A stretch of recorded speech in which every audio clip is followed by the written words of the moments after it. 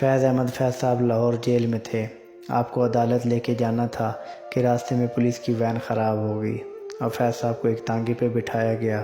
اب اتنی عظیم ہستی، ہتھ کڑیاں لگی ہوئیں، آپ ٹانگے پہ سفر کر رہے تھے۔ اب ٹانگے کی رفتار آپ جانتے ہیں، آہستہ آہستہ خرامہ خرامہ چل رہا تھا۔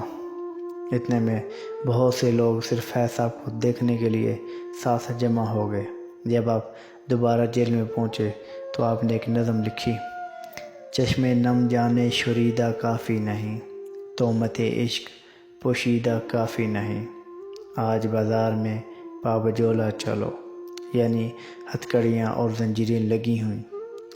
آج بازار میں پابجولہ چلو، دست و افشاں چلو، مست و رقصاں چلو، خاک برسر چلو، خوں باداماں چلو، راہ تکتے ہیں سب شہر جانا چلو، حاکم وقت بھی مجمع عام بھی، تیر الزام بھی سنگ دشنام بھی، صبح ناشاد بھی روز ناکام بھی، ان کا دمساز اپنے سوا کون ہے، شہر جانا میں اب باصفا کون ہے، دست قاتل کے شایاں رہا کون ہے، رخت دل باندھ لو دل فگارو چلو، پھر ہمیں قتل ہو آئیں یاروں چلو، آج بازار میں پابجولہ چلو۔